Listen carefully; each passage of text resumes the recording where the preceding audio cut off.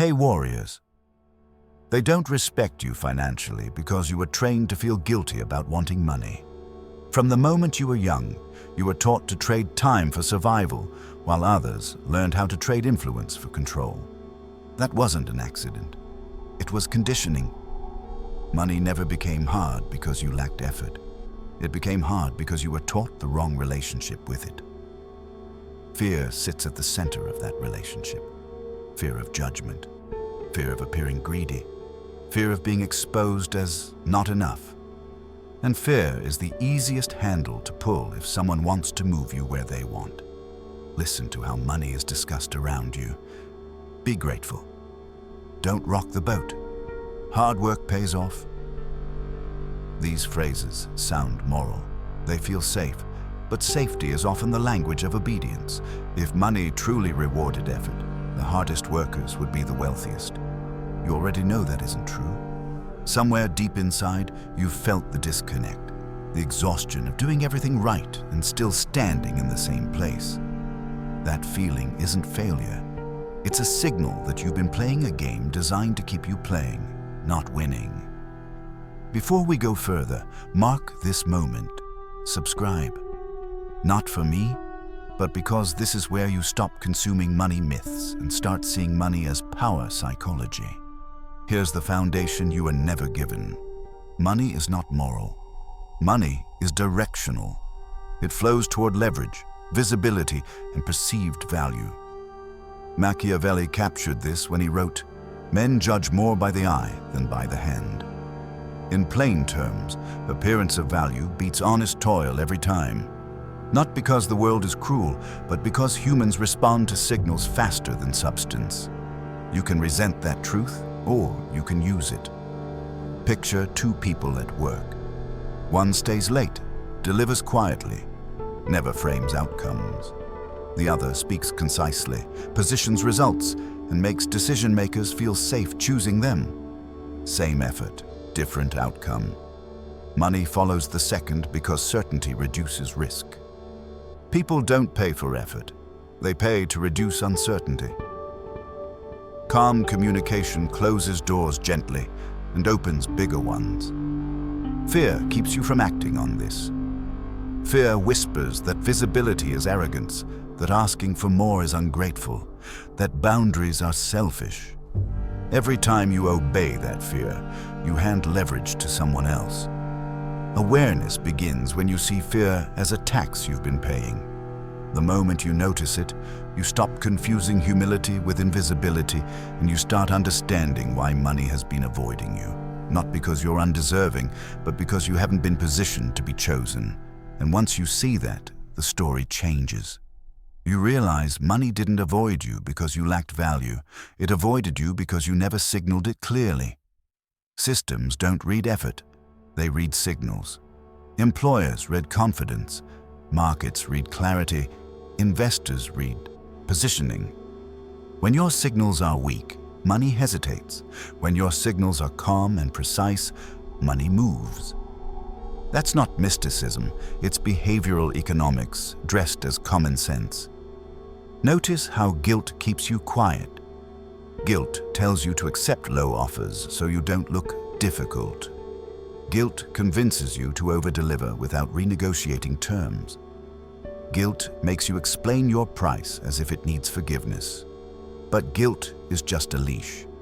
It keeps you close to people who benefit from your silence. The moment you remove guilt from money, your posture changes.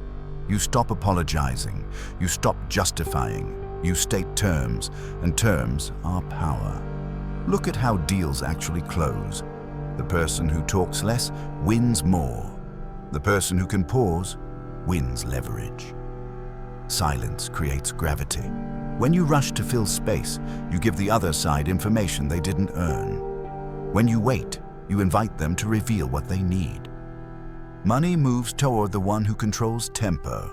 That's emotional control applied to negotiation. Machiavelli warned that the world is not ruled by virtue, but by perception. Money is the clearest proof of that. People say they value honesty, yet they pay for confidence. They say they reward loyalty, yet they fund momentum. This isn't hypocrisy, it's human nature. Humans choose what feels safe and inevitable. Your job is to become inevitable. Think about scarcity. Scarcity is not having less, it's acting like you do. When you behave as if every opportunity is your last, you communicate weakness. When you choose selectively, you communicate abundance. Abundance doesn't require riches, it requires options. Options come from preparation. Preparation comes from choosing skills and assets that compound instead of expire. Here's where awareness sharpens into strategy. You stop chasing money and start arranging the conditions where money prefers to sit. You build reputation so others vouch for you before you speak. You create assets so value works while you sleep. You design your days so energy isn't drained by noise. Order attracts capital. Chaos repels it. Watch how the wealthy handle emotion. They don't flinch at numbers. They don't dramatize setbacks. They adjust. Emotional steadiness signals reliability. Reliability lowers perceived risk. Lower risk attracts money. This is why calm is currency. The moment you regulate your reactions, you regulate your outcomes. And as that regulation becomes visible, people begin to trust you with more. More responsibility, more opportunity, more money, because you've shown you can carry it without collapsing. And trust is the real gatekeeper. Money doesn't flow to the smartest voice in the room. It flows to the steadiest one, the one who doesn't overreact, doesn't oversell, doesn't crumble under pressure. When you understand this, you stop trying to impress and start trying to stabilize. Stability is magnetic. It tells the world you can be relied on when things get uncomfortable. And money loves people who can remain composed when others panic. Look at how crises redistribute wealth. During uncertainty, emotional people sell low, retreat, freeze. Controlled people buy, reposition, wait. This isn't because they're braver.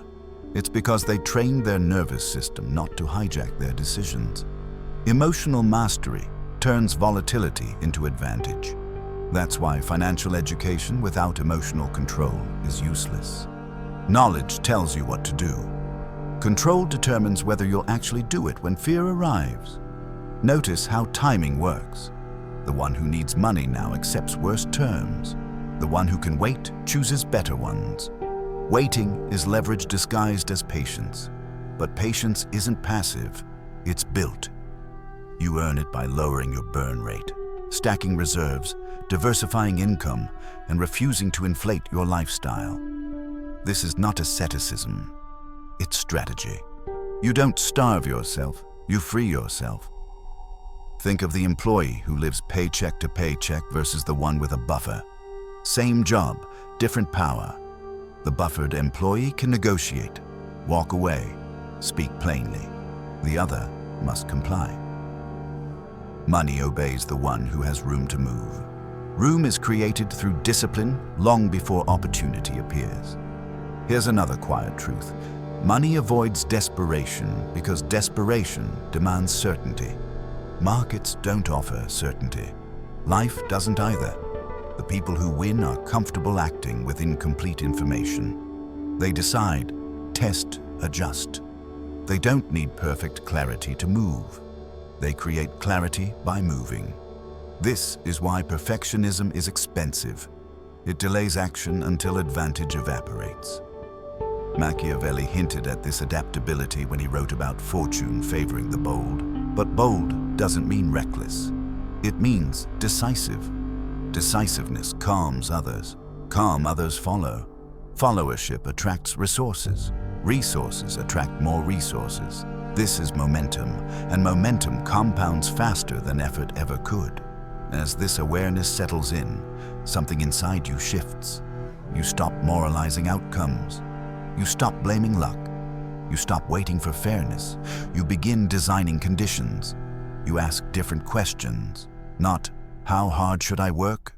But, where does effort multiply? Not, how do I save more? But, how do I signal value better? Not, why them? But what do they control that I don't yet?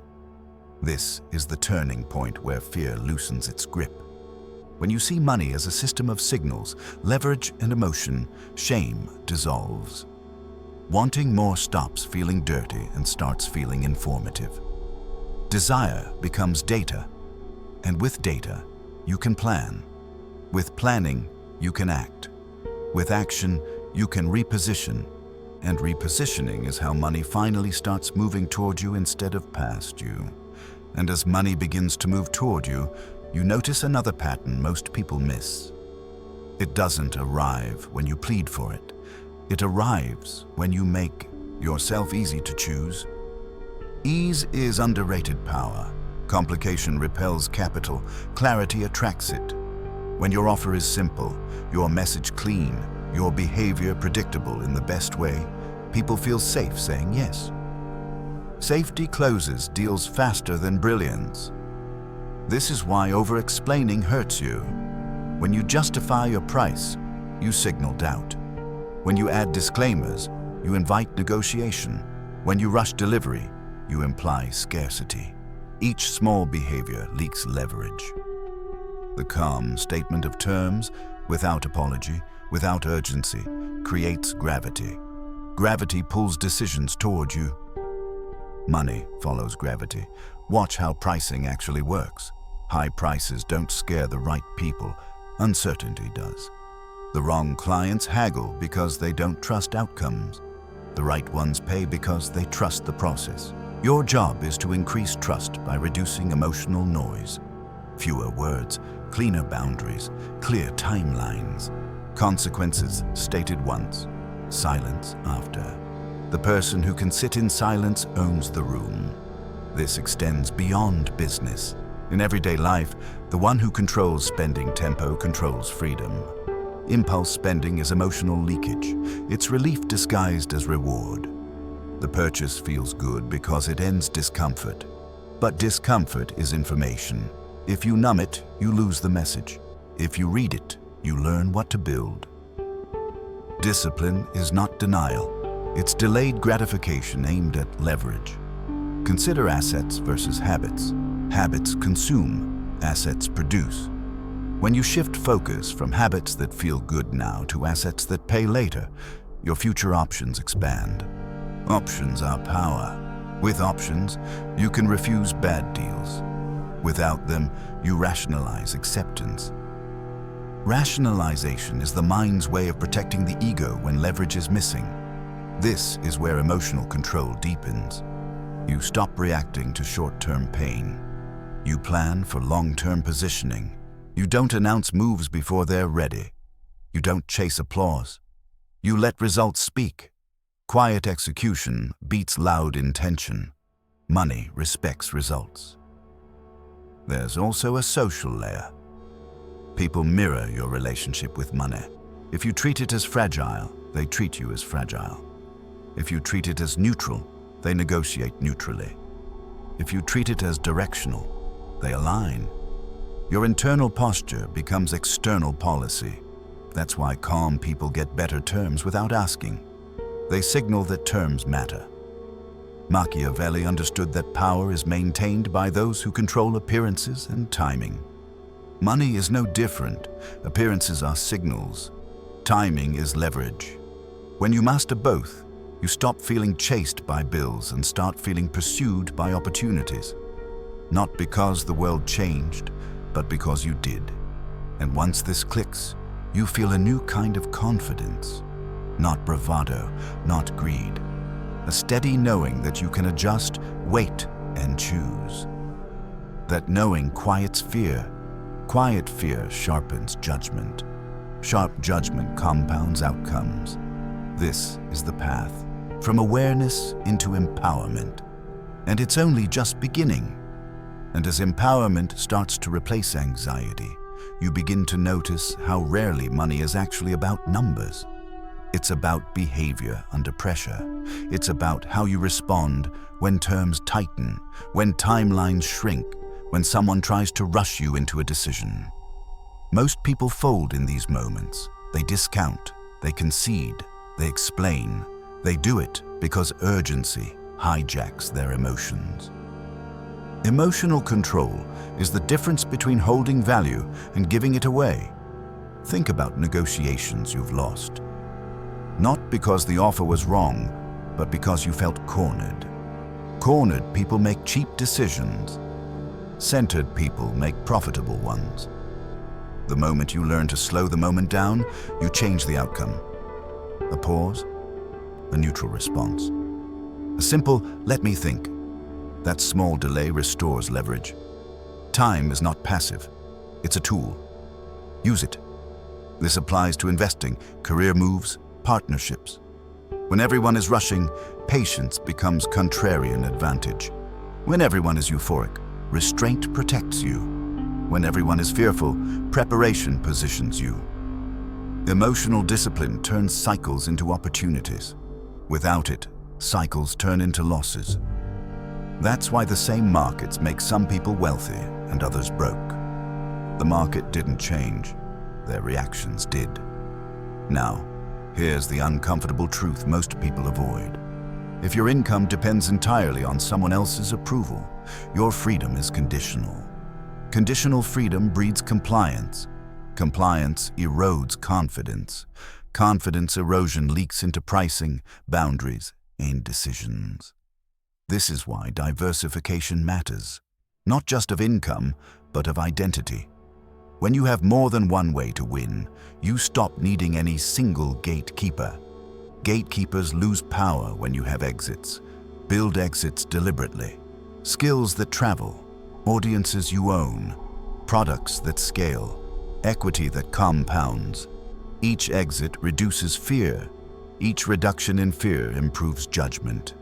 Improved judgment attracts better money. This loop is the real engine of wealth. It's quiet, it's boring, it works.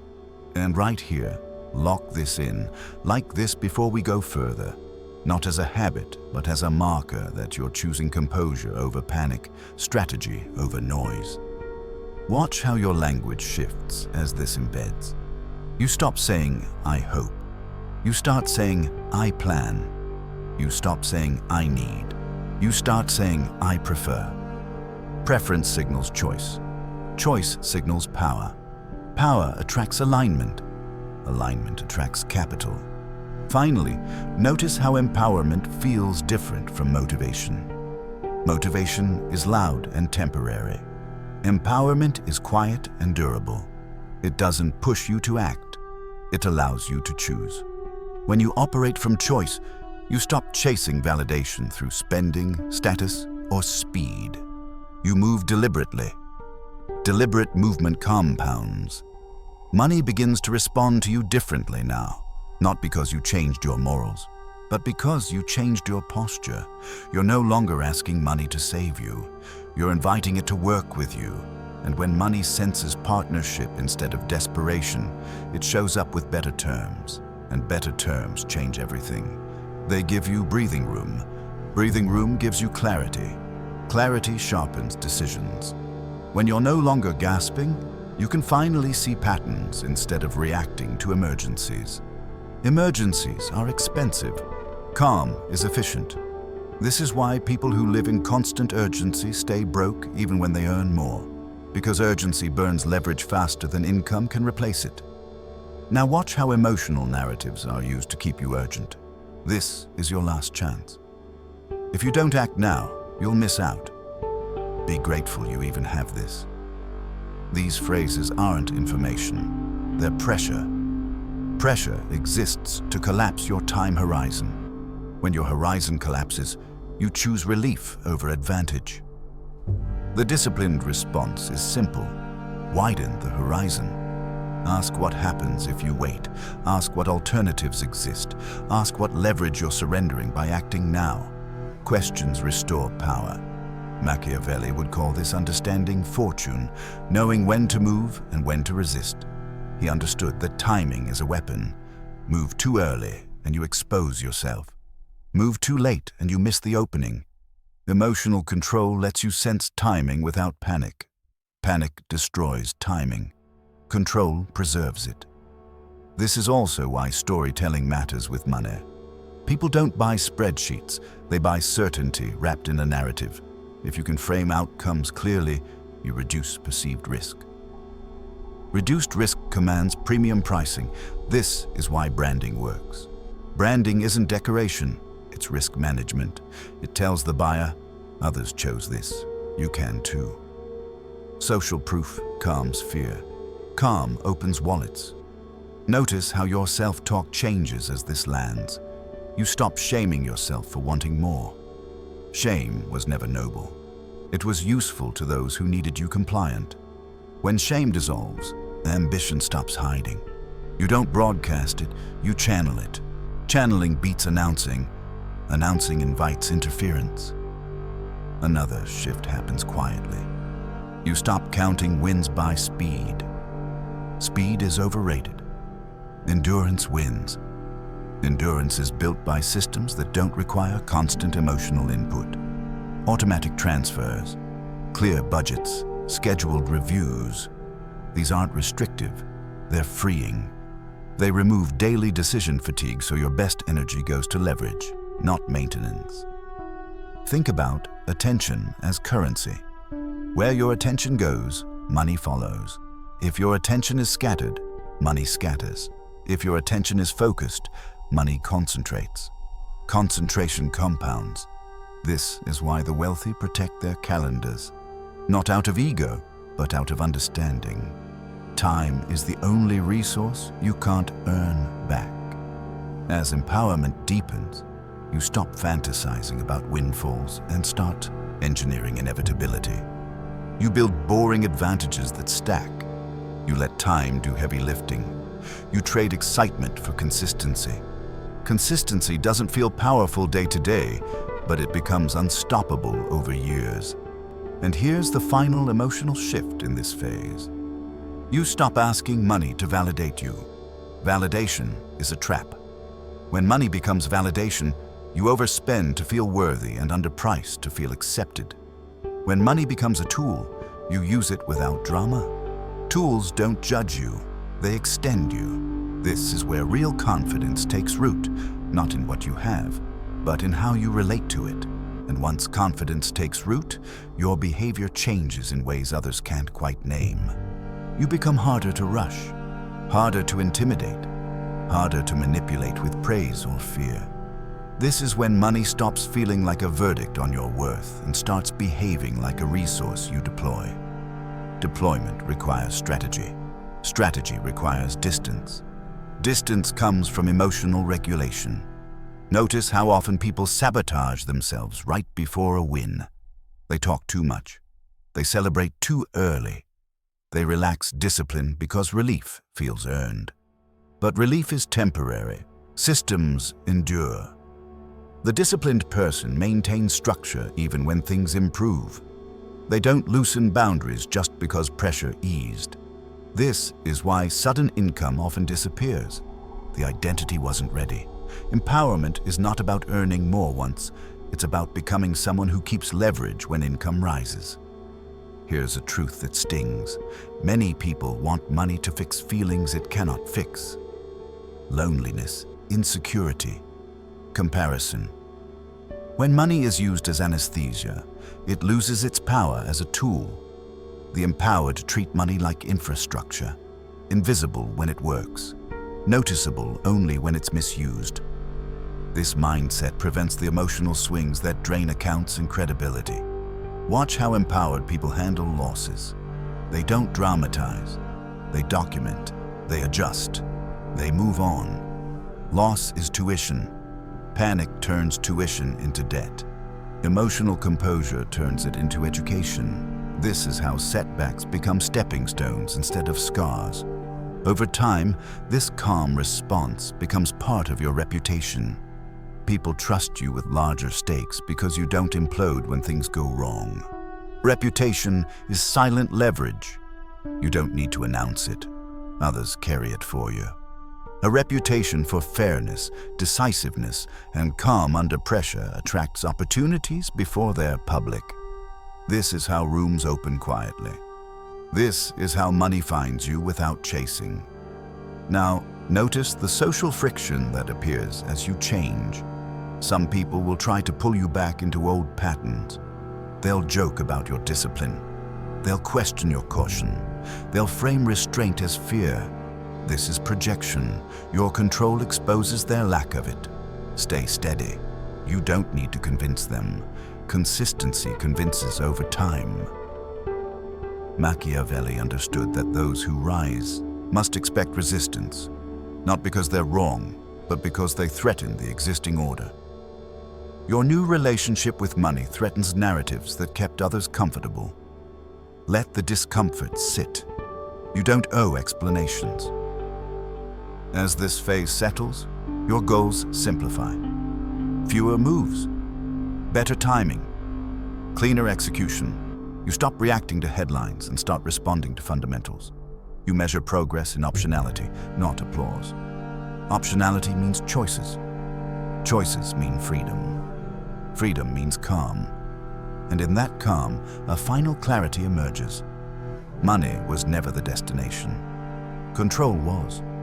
Control over time, control over attention, control over decisions. Money is simply the most efficient expression of that control in the modern world. Once you accept that, you stop chasing symbols and start building structure. This is where empowerment becomes durable. Not loud, not flashy, durable. The kind that compounds quietly and protects you when cycles turn. The kind that lets you sleep while others worry. The kind that turns pressure into opportunity, again and again, because you trained yourself to stay centered when it matters most. And when you can stay centered under pressure, the world starts treating you as a constant instead of a variable. That distinction matters more than talent. Variables get discounted. Constants get trusted. Money prefers constants because constants reduce uncertainty. This is why consistency outperforms brilliance over time. Brilliance spikes attention. Consistency compounds outcomes. You begin to see how narratives are engineered to keep you reactive. News cycles thrive on urgency. Social feeds reward outrage. Marketing pushes speed. All of it is designed to collapse your horizon so you spend, click, decide without reflection. Reflection is expensive for those who sell impulse. So they keep you emotional. Once you notice this, you stop donating attention to every alarm. You choose inputs carefully. Clean inputs create clean decisions. Clean decisions create leverage. This is where discipline stops feeling restrictive and starts feeling protective. You curate your information diet. You schedule thinking time. You automate the boring parts. You reserve your best energy for moves that matter. Energy is finite. Spend it where it multiplies. When your energy is protected, your money follows the same pattern: conserved, directed, effective. Watch how this changes your conversations. You ask better questions. You listen longer. You reveal less. You don't rush to prove intelligence. You let others show you where they stand. Information flows toward the patient. With information, you negotiate from understanding instead of assumption. Assumptions are expensive. Understanding pays. Another shift happens quietly. You stop measuring yourself against others' timelines. Comparison fuels urgency. Urgency fuels bad decisions. When you detach from comparison, your pacing improves. You stop forcing outcomes. You let positioning do the work. Positioning is the art of being in the right place when opportunity arrives. It's built by steady preparation, not dramatic leaps. You also notice how little most people plan for second-order effects. They celebrate income without considering volatility. They scale expenses faster than resilience. They optimize for appearance instead of durability. You do the opposite. You plan buffers. You price risk. You build redundancy. Redundancy isn't waste. It's insurance. Insurance buys calm. Calm buys leverage. Machiavelli would recognize this as prudence, the ability to foresee outcomes and prepare without panic. Prudence doesn't seek praise. It seeks advantage. In money terms, prudence means you don't confuse growth with fragility. You grow in ways that survive storms. You don't rely on a single stream. You don't hinge identity on one win. You distribute risk so no single loss can define you. As this embeds, your spending aligns with strategy. You invest in tools that save time. You pay for quality that lasts. You avoid vanity costs that demand constant upkeep. Each choice reinforces the same message to the world and to yourself. You are deliberate. Deliberate people attract deliberate opportunities, and slowly, the anxiety that once colored every decision fades. Not because uncertainty disappeared, but because you learned how to move within it. Uncertainty becomes a field you understand, not a fog that paralyzes. When that happens, money stops feeling adversarial. It becomes responsive. It mirrors your discipline back to you. And responsiveness is the sign you've crossed the threshold. Money now reacts to your structure instead of your emotions. You don't need perfect conditions. You need repeatable ones. Repeatability is power because it turns outcomes into process. Process removes drama. Drama inflates risk. When risk drops, capital moves closer. You start to see why loud promises feel cheap. Anyone can promise. Few can deliver consistently. Consistency doesn't announce itself. It proves itself quietly. Over time, that proof compounds into trust, and trust compounds into opportunity. This is why referrals matter more than ads, why long-term partners matter more than quick wins, why systems matter more than hustle. Hustle burns hot and fades. Systems endure. At this stage, you also notice how money exposes character. People reveal themselves under financial pressure faster than almost anywhere else. Some become defensive. Some become evasive. Some become aggressive. You stay neutral. Neutrality gives you information without entanglement. You can work with facts instead of feelings. Facts make clean deals. Clean deals protect relationships. Ambiguity breeds resentment. Clear terms preserve respect. When expectations are explicit, there's less room for manipulation. This is why empowered people put everything in writing, not because they don't trust, but because clarity prevents conflict. Prevention is cheaper than repair. Your language keeps evolving.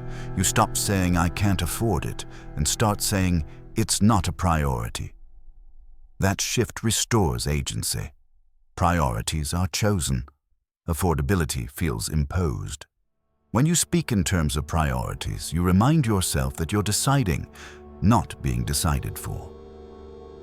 Decision-making is the muscle that keeps power alive. You also become selective about where you play. Not every opportunity deserves your attention.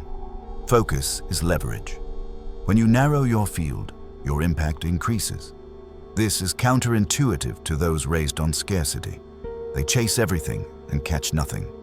You choose carefully and build depth. Depth pays. As cycles turn, as they always do, you don't panic.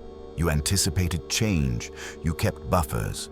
You avoided lifestyle inflation that traps others. You move through downturns with measured steps, not frantic ones. This steadiness becomes part of your signal. Others feel it. They seek it. Money clusters around it. And here's the paradox that defines this phase. The less you need money to validate you, the more it seems to cooperate. Neediness repels. Readiness attracts. Readiness is built by discipline, patience, and emotional regulation. These are not traits. They're practices. Practiced daily, they compound like interest. You now understand the core lesson Machiavelli would underline if he were breaking this down for you. Power belongs to those who can manage appearances, timing, and themselves. Money is simply where these three meet in modern life. Master them, and money becomes a tool. Ignore them, and money becomes a judge. And when money becomes a tool instead of a judge, your life reorganizes around choice. You wake up without the low-grade anxiety that once followed you. You decide your pace. You choose which problems are worth solving. You say no without guilt and yes without fear, This isn't arrogance, it's alignment. Alignment between your emotions, your structure, and your goals. When those three line up, money stops being a